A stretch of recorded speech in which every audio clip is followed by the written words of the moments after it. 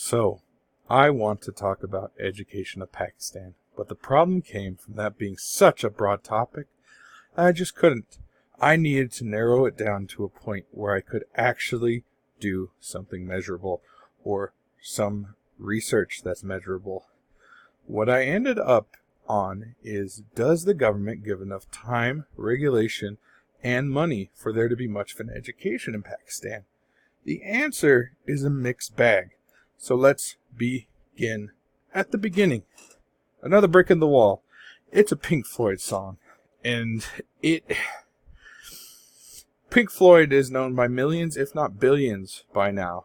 And this song is known equally as well. This song is about conveyor belt children. Children that are popped out by the system. Schools that are equally the same. I hate Pink Floyd. I find it absolutely boring. They're dumb. I hate them. Hate's a strong word. I just think they're boring. Pakistan, however, does not happen to pop out the conveyor belt children. Unfortunately, they pop out these dunce-cap kids. Doesn't mean their kids are dumb. What dunce-cap kids mean are kids who would cause problems in class, would be sent to the corner or to write up on the chalkboard and have a dunce cap on them. Now, we all know the word dunce means stupid. That's not necessarily these kids. These kids grow up in a very different society. And the reason for that is because early education has nearly no money invested in it. 6% of all the funding, or at least around 6% of all the funding, goes to early education. That's not much. Imagine this classroom. Take out the chairs, the desks, the blackboard, the windows, and the door, and maybe keep the door frame. And you have yourself an early education classroom. Classes are crumbling. It's terrible. There are hardly any teachers there. If there are no kids, sometimes there's a teacher. And if there's no teacher, sometimes there are kids. Because schools and over there are kept under wraps. There are very poorly kept schools over there. Bricks falling apart by nearly stepping on them. They are meant to support much larger weight than kids or adults. They're meant to hold up a building when put together. Here's also another fun fact. 64% of kids before the 6th grade are illiterate over there.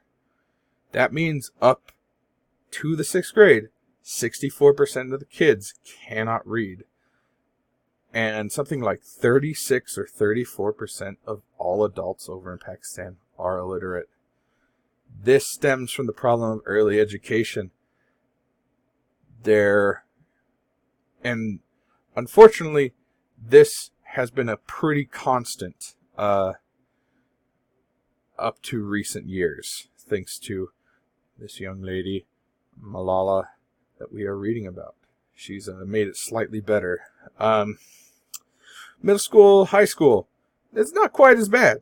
They get 20-something% of all education funded over there, which is infinitely better.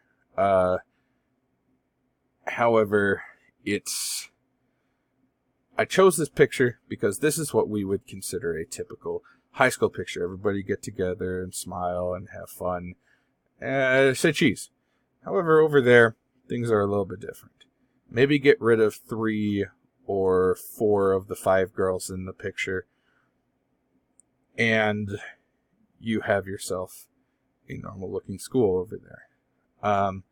However, only about 24% of middle school or high school students will graduate and go on to other things, higher education there. The problem here in the middle school, high school, is from the early education. You're going to see that it all stems from this. In fact, you ready for this? The real zinger here? Higher education. Tommy Boy, one of my favorite movies. A lot of people go to college for 7 years. Yeah, they're called doctors. Over there in Pakistan, you can Google it, you can do whatever you want. You will see a crazy amount of colleges, because there, something like 75 or 74% of all the funding goes to make these colleges or higher education buildings, and they look nice. Oh, the pictures. I should have put them in here. But I want you guys to Google this. I want you guys to do background checks of your own. This is important stuff, because there is no future for higher education unless something happens, or early education, unless something happens in Pakistan. And if nothing happens in early education, that's all, folks. Children are the future. We must educate them, even if it's hard, even if it's impossible. Thank you all for this class.